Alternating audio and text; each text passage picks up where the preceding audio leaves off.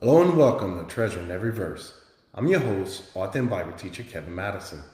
Thank you for joining us today. Okay, friends, we're back and we're going to get right back into our series on the new birth. And this section is called The Foundation. So we went through really two sections. We went through the section where we see and showed through the scriptures, friends, through the scriptures that God is spirit. And that God is invisible. No one can ever see God. We also found out that God himself has a soul. And that soul comes from the visible part of God, yet the soul is invisible, and we see what the soul does. It controls everything. It controls your appetites, things that you desire, all this good stuff, right? So this here is what we call God, the visible part of God. Now we're going to look at the body of God. So what are we saying? We're saying that God equals Jesus equals Jesus. So who is Jesus? God. Invisible, the soul, the body is the only thing that you and I can actually see with our eyes. So again, when we look at the makeup of God, when we look at the makeup of man, when we look at the makeup of angels, all beings, okay? So this can be God, angels, and mankind. God is a spirit. And forgive me pointing that out, but I just did it for illustration purposes. God is spirit, invisible. This part of us and this part of angels and this part of God, no one will ever see it. Then you have the soul whose voice is the conscience. It's also invisible, yet it's part of you. You can't get rid of it.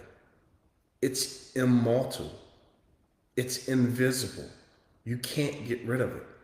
You can't get rid of your spirit. You can't alter it. You can't do anything with your spirit.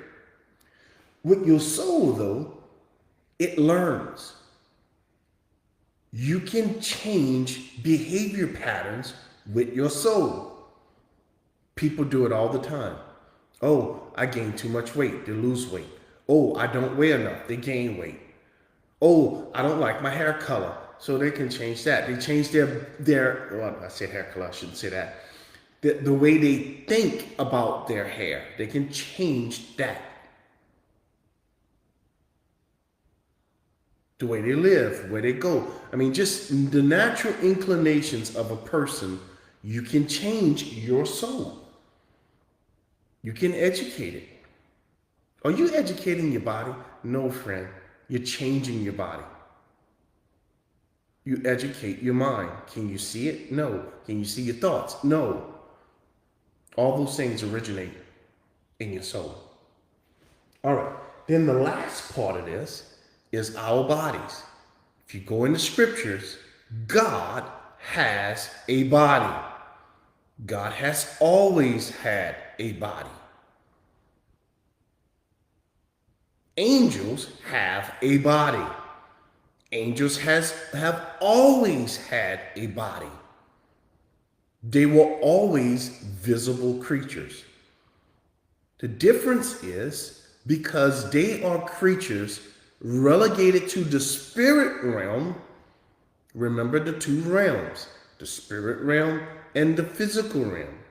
Because they are creatures who belong to the spiritual realm, to us in the physical realm, they are invisible unless God gives them the authority to reveal themselves. Yet, they have a body. Yes, Satan has a body. What does he look like? Well, go and look at the cherubim that's described over in Ezekiel chapter 1. That's exactly what Satan looks like. He's a cherub, a type of angel. So there you have it. Now, what do I want to show? I'm going to walk you through the body of God, but I want to show you from the scriptures how God got his body and what the scriptures say about this body. Let's go find out. I'm going to take you to two presentations. Now, this particular one, I did. If you have, if you go listen to things on YouTube and Rumble, maybe it's still on Facebook. I'm not sure on my page, but definitely on YouTube and Rumble. You go look at a series called "How Do I Know?" The name of the series is right here.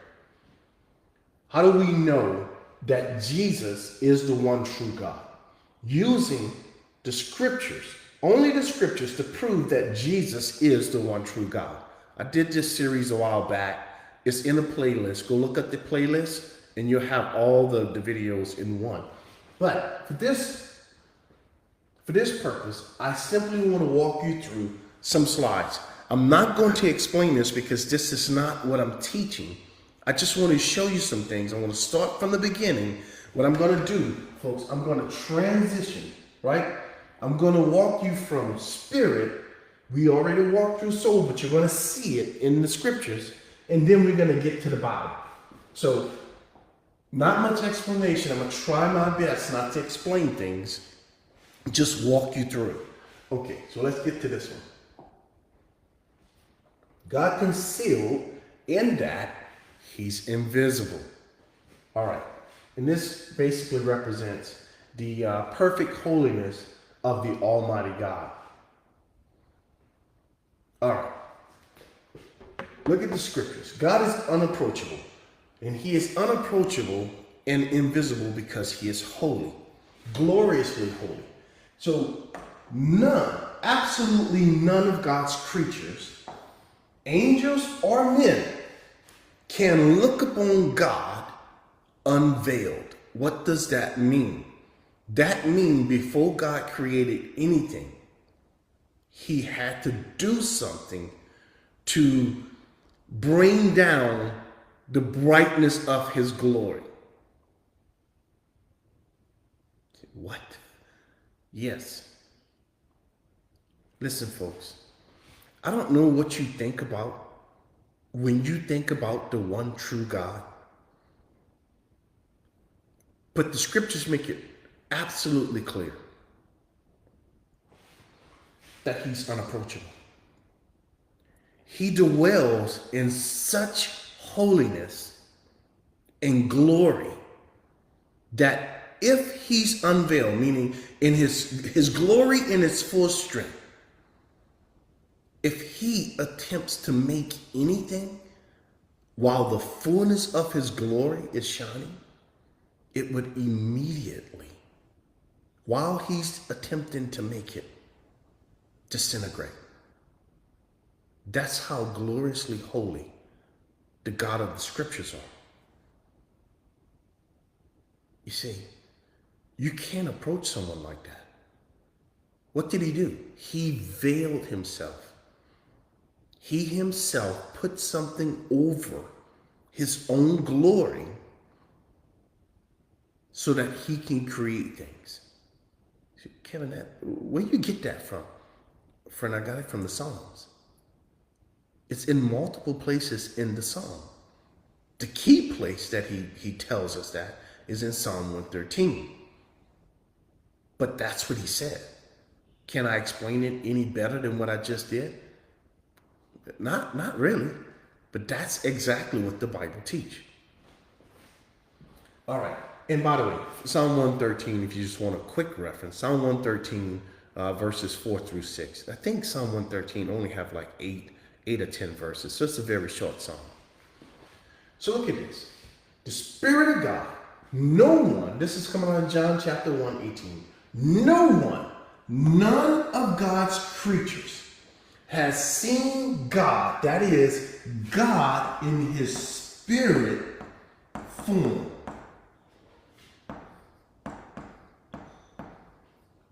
At any time. The only begotten Son, Christ,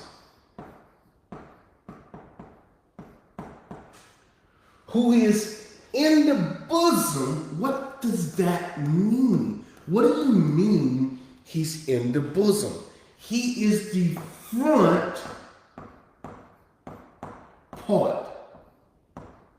Front part? Yes. When you look at God, no matter what direction you're looking from, what will you see? You will see the front part. You say, what if I'm looking from behind? You can't look from behind God. Come on, friends. He's God. He's always facing you. He's always looking at you. He's the eternal one. But to satisfy that question, if you were to look at God from the back, what would you see? You will still see Christ, because God himself is invisible. That is his spirit. The only begotten of the Father has revealed. Look this word up. It simply means that Christ reveals to you and to me everything about God. John 3. No one, absolutely no one, this includes angels, friends. You can't have a verse in the book, and there's other verses in the book, multiple, that says no one has ever ascended to heaven. Say, wait a minute. What about Elijah? What about Enoch? What about John, who went to heaven in Revelation? What about Paul, who claimed to go to hell, the third heaven? What about all these people running around saying they went to heaven in the book? I'm talking about people in the scriptures, folks. What about them? So where did they go? They claimed they went to heaven. Again, people, please read the book from God's point of view. This is written from God's point of view. What does that mean, Kevin? That simply means you need to understand the makeup of the world. You have earth down here. You have the heavens right here, and you have heaven up here. This is what the Bible describes as the world. The world is not the earth. This place sitting in the middle is not heaven. God sits above the heavens. That's in the scriptures, friends. He says there's a circle around the heavens. What about it? Nobody can pass it but God. So where does God sit? God sits right here by himself. No one has ever entered that heaven. That's what he's talking about. Who entered that heaven? Just Christ. When Jesus ascended, where did he ascend? Did he ascend to right here? Absolutely not. No. He's seated right here in the heavens, this middle section of the world. He's seated there, but that's not where he went with his blood. Where did he go with his blood? The Bible says he went up here, right here. Why? Because that's where the Father is.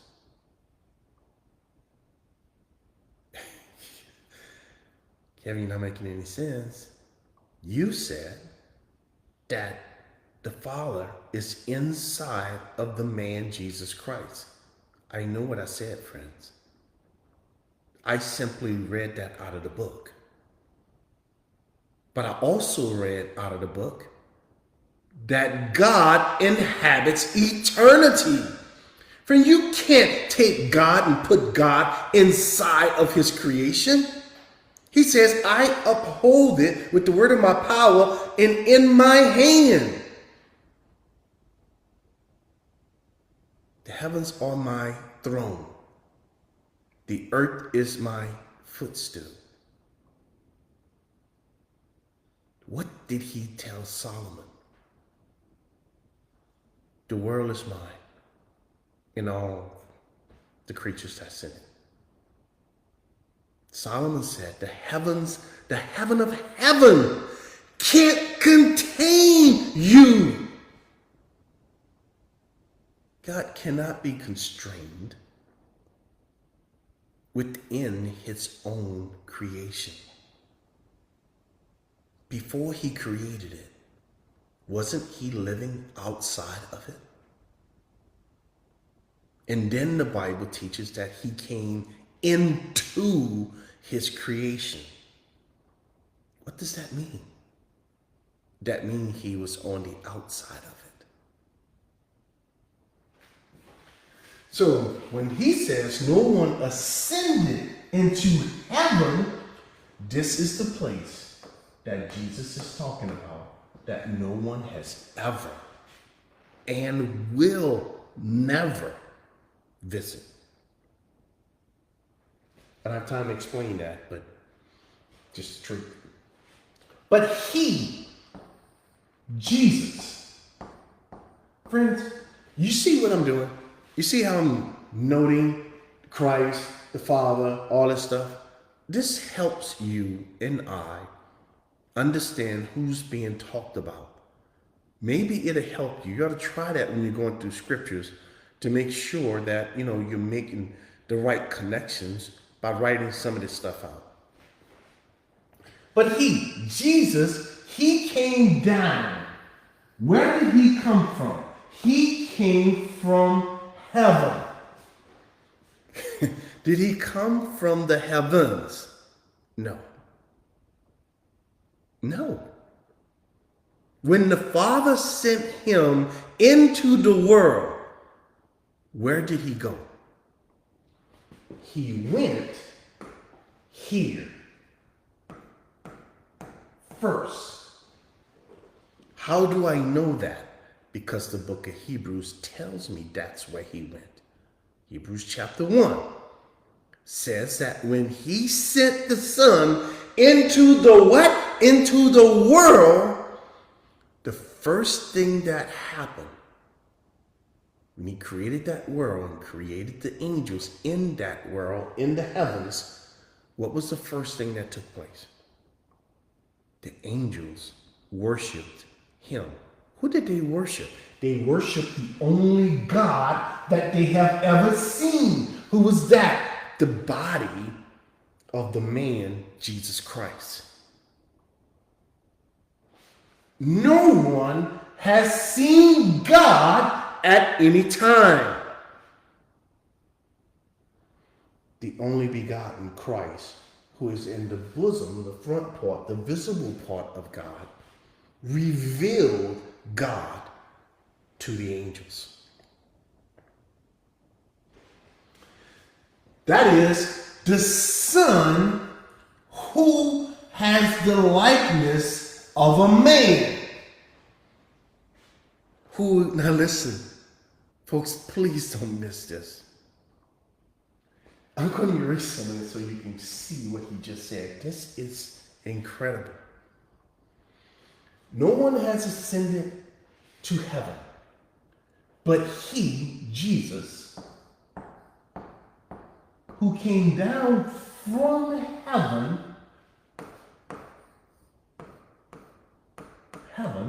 heavens, earth. Jesus who came down from heaven, that is the Son who is likeness of man, who is woe in heaven. Wait a minute. How in the world can Jesus leave heaven, be in this part, the heavens, yet still be in heaven? How in the world is that possible? Because he's God, friends. The man Jesus Christ can be everywhere at one time. You say, you mean the Spirit of God? No. No, that's not what the Bible teaches. You just read it for yourself. The man, Jesus, not only came down from heaven into the world, but he is still reigning where? In heaven. He's God, friends. Jesus Christ can be everywhere physically at the same time. There is nothing that the Spirit of God can do that God's body cannot do. He is the only true, living, and visible God.